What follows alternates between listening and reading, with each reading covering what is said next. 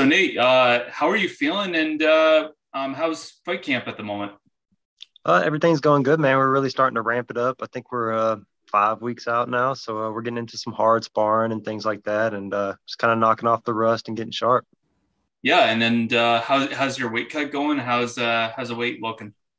Oh man, the weight's easy. I can make weight this weekend, man. They say the older you get, the harder it gets, man. But I don't know, man. It gets easier and easier for me. I'm maybe 12 pounds off right now, so I mean, no big deal at all. Excellent, excellent. Yeah, so I don't want to waste any time. Huge fight with Umar Nurmagomedov. When you got offered the fight, what was your first initial reaction? Oh man, excited.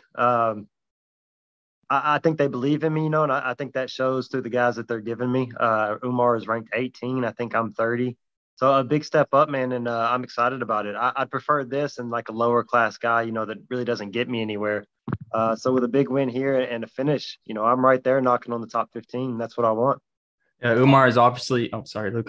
Umar's obviously got that famous last name. And when you fight those Dagestani fighters, most people tend to know they have that high elite wrestling. What have you done this training camp so far to prepare for that?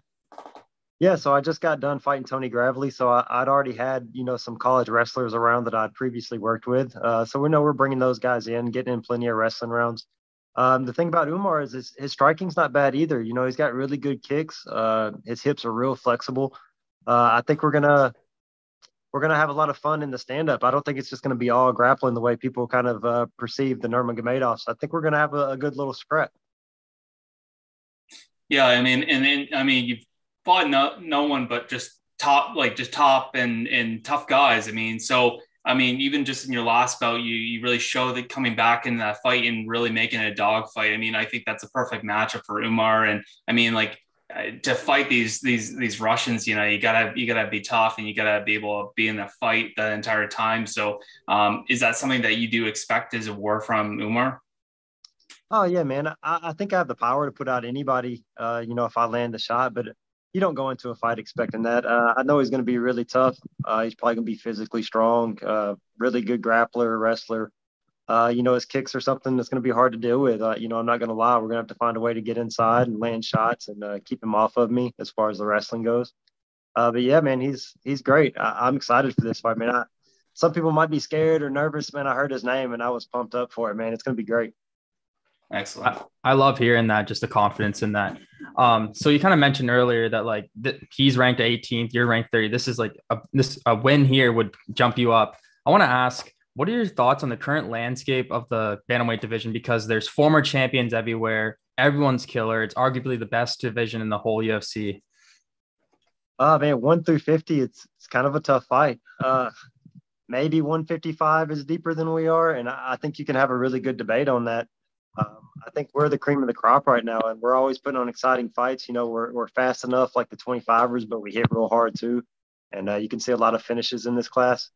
Man, I'm excited about it. Everybody, 1 through 50 is really tough. Like you said, there's like 9 champs that are just kind of roaming around. So maybe I can get one of those guys after Umar. And speaking of one of those guys, who excites you the most if you were given the opportunity? I'd really like to fight Dominic Cruz. There's no disrespect or anything like that. I grew up watching him. He was always one of my favorite fighters. I'd love to share the cage with him. That would be an incredible bout. Well, I think like everyone wants a piece of him now. He's a legend. I know like a lot of guys in that division right now. They're all like, I want Dominic Cruz, and it's like, yeah, you got like 5, 6 guys ahead of you. Like first fight, one fight at a time, right? Right, right. And with the victory over Umar, would you want a ranked fighter next? Yeah, for sure, man. I'm not trying to speed up anything. If they want to give me somebody outside the top 15, I'll fight guys below me. I'm just here to make a paycheck, knock some people out. If they want to fast track me and throw me in there with the top 10, top five, I'll accept all fights, man. Whatever they want to do, I'm here for it. And Chris kind of talked a little bit about the bantamweight division being so deep. It's, you got maybe 5 guys like yourself that are really close to getting to that top 15. A guy like maybe Adrian Yanez or a guy like that interest you if you don't get top 15? Oh, yeah, man. Me and Adrian have been calling each other out. I don't think it's coming from a place of disrespect. I think he's a great striker. I haven't seen much of his ground game, but I hear he's a black belt and good on the ground too. I think that'd be a really good, fun scrap. I think he's getting ready to fight Tony Kelly, which I was a little surprised by that matchup. I think Tony's a little bit behind him. I thought they would kind of build him up and give him somebody kind of like Umar, honestly, especially in his hometown there in Houston. He's fighting. But yeah, man, anybody outside the top 15, inside the top 15, I'm excited about it, man. I'm ready to fight. And speaking of calling people out, as a joke, I think in the post-fight press interview and after your last fight, you kind of made a doke about how Sean O'Malley doesn't only want to fight unranked guys. And since then, obviously, he's fighting or he beat Paiva, and now he's fighting Pedro Munoz. What's your prediction going into that fight? Man, I try not to talk too bad about Sean, but I think Pedro is probably one of the easier guys for Sean to fight in the top 15. How many has he lost in a row? Maybe 2 in a row now. He's a little older, kind of chinny. I think that's them still building Sean O'Malley up, to be honest with you. I think there was a lot tougher guys that he could have fought. But props to him. He's making his money. He's slowly getting to where he wants to be. But I'll take Sean O'Malley in that fight.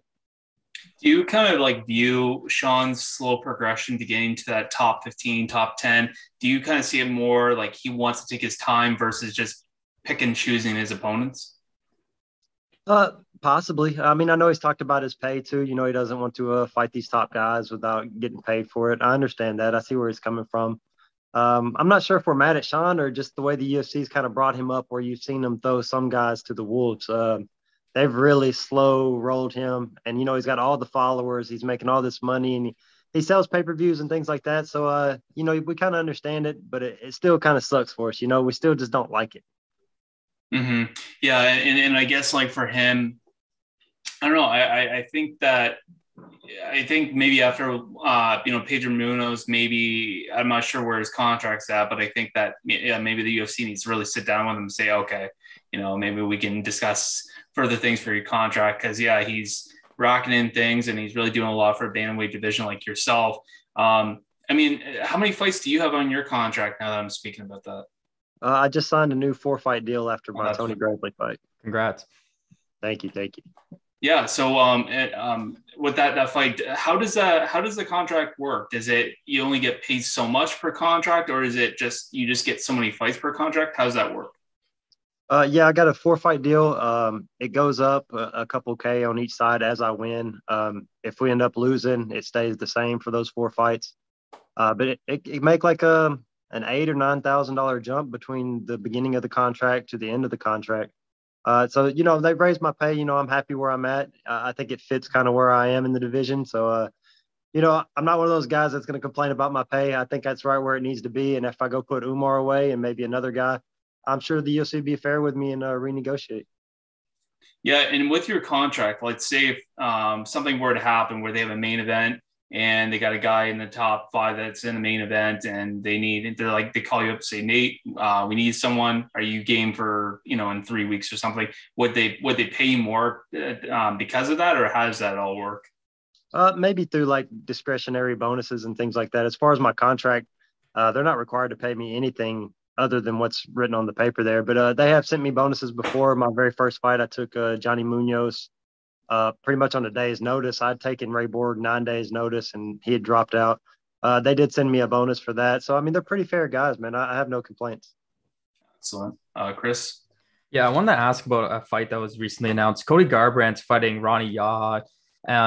It kind of seems like they're kind of rebuilding Cody. Ronnie Yaha actually has no KO finishes in his whole entire career. What are your thoughts on that fight? And does a fight with Cody Garbrandt interest you? Because he's actually unranked now. Yeah, man, I think that's smart of him. Cody's a big draw too. People still like to watch him fight. I think they are definitely trying to protect his chin a little bit. I think that's a winnable fight for him. If he loses that one, man, I don't know what to say for him. Yeah. But yeah, yeah, Cody's he's from Ohio. I'm here in Kentucky. I knew about him on the regional scene. I've watched him for a long time. I'm definitely down to go in there and stand in the middle and trade with Cody and see which one of us goes down. It sounds exciting. I think the fans would like it. I think that'd be fireworks. Me too, man. Yeah. And I mean, now that we've kind of finished that, I just like to ask, when you're not, obviously you're preparing for a fight, but let's say you're finished your fight and there's something else going on. What are you normally doing in your free time besides training? Yeah, I like to play basketball, staying active, any kind of sports, man, bowling, tennis, things like that. I got a lot of animals at the house. I got 2 cats and a dog. They kind of take up a little bit of my time. I just bought a new house. My wife's actually pregnant. I found out all of this within like a week. I booked a fight, bought a house, and I figured out that she was pregnant all in 7 days, man. So it's been exciting around here. A lot going on. And I'm sure this baby will keep me pretty busy here come December. Congratulations. Thank you. Thank you. Nate, we are talking about fireworks fights. That's something you produce. 2 fight of the night bonuses and only 3 UFC fights. How's that money changed you? Have you made any like significant purchases with that, or are you just kind of just doing your own thing? Yeah. We've got 2 cars now. My wife has a car. I got a car. We bought this house. So we're trying to get things, not just trying to blow money, but getting things that we'll be able to have after this career is over. I think that's the main thing. But other than that, man, yeah, just the basics, just trying to stack up and, prepare for life after fighting. For sure. And now, is that kind of a reputation you want, is when you step in the octagon, you're going to put on a show and you're going to chase that bonus? Yeah, man, I throw caution to the wind. You can hit me as many times as you want. I'll take 3 to give you 1. I think the fans love to see that. I don't know if it's the best long term, but I'm here for a good time and not a long time. Absolutely. And a lot of fighters in the UFC, they after having a child, they talk about something to fight even more for, with the birth of your child coming. Is that something that gives you extra motivation to fight? Yeah, I've thought about it for sure. It's exciting, man. I'm sure he'll be able to look back on all the things that I've already accomplished, but there is a different feeling. I still want to be on top when he's born and when he's old enough to remember. And, that starts with taking care of Umar. So I think I definitely want to be on top whenever he realizes who his dad is and the things that I've worked hard for, and kind of show him those things too.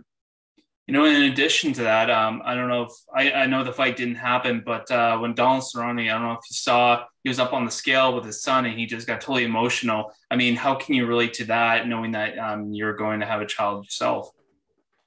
Yeah, man, before I found out, it would be really hard to relate, but there's something that changes you for sure. I don't know if you have kids or anything like that. Yeah. This is my first one, so I don't know if I have the full experience yet. But I can definitely imagine how I could be, in the same situation that Cerrone is, getting emotional and things like that up there on the stage. Mm-hmm. Nate, what were your thoughts on the recent Bantamweight championship fight between Al-Germain Sterling and Peter Yan? I'm a little biased. I had money on Al-Germain.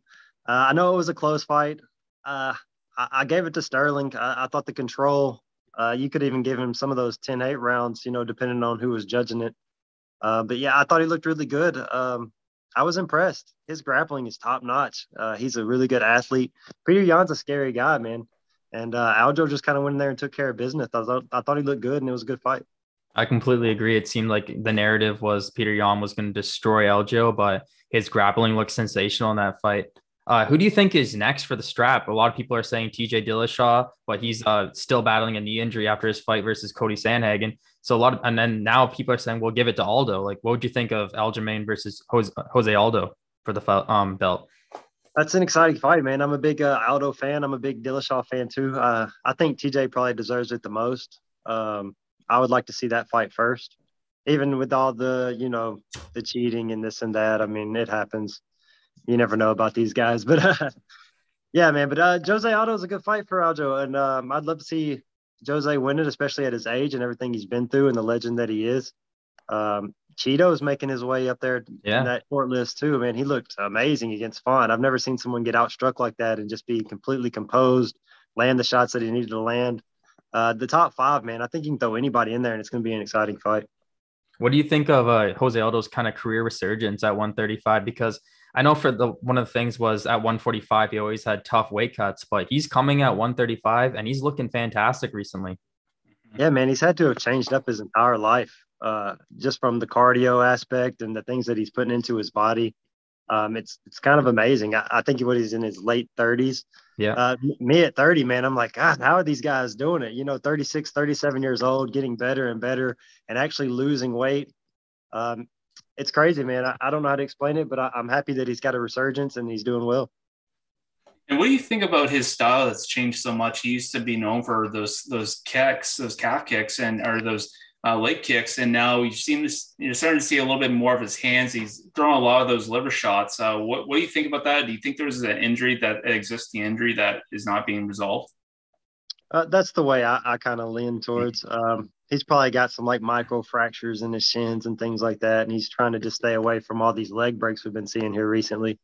But if not, man, I wish he'd go back to him. If he's healthy, I wish he'd start blasting people's legs again. It was fun to watch, and he's one of the best kickers I've ever seen in MMA. So I hope he's well. I hope he goes back to him and puts on some exciting fights for us. Have you ever seen his fight versus Uriah Faber and what he did to Uriah Faber's leg? Yeah, I did, man. Uriah looked like a totally different guy after that fight, man. He had like 3 or 4 inches of just bruising on his thighs, man. I don't want no part of that. His thighs absolutely ballooned up. That was just insane. Yeah, and he stuck in the fight the whole time, man. It's impressive on Uriah's part, too, just to take those. Oh, it just shows how tough of a fighter he is. For sure. Yeah, I don't want no part. Are Jose and Uriah, being in a bantamweight, like kind of guys you looked up to as you were on your way to the UFC? Yeah, Jose was always one of my favorites. I started off at 145, so he was the champ then when I started out. Dominic Cruz in the WEC, I watched him all the time, and Uriah and guys like that. But yeah, man, the legends of the sport, I think we've all watched them and we all appreciate what they've done for us. Excellent. And Nate, so your fight's going to be in June, towards the end of June. So, I mean, I know I'd never ask you to look past Umar. I know you're focused on, I know you're training, but in a perfect world, you come out unscathed. What kind of time frame are you looking at? How many fights would you like in 2022? Yeah, at least 2. I'd like to at least get this June out of the way and maybe in October or something like that. If I can get in there and, relatively injury free and put some guys away, I could possibly even do 3. I got this baby coming, so I'll have to take a little time off after that. So if I can fit in 3, I'm here to do it. Just depends on how the fights go. Excellent. Chris, do you have anything? I think we've went through everything I've written down. Nate, I really appreciate your time. Best of luck on against your fight for your fight against Umar, and hopefully you get another 50K. Thank you, man. I appreciate it. Yeah, thank you, Nate, and you take care and good luck in your fight on June 25th. And we'll talk again soon. All right. All right. Thank you, guys.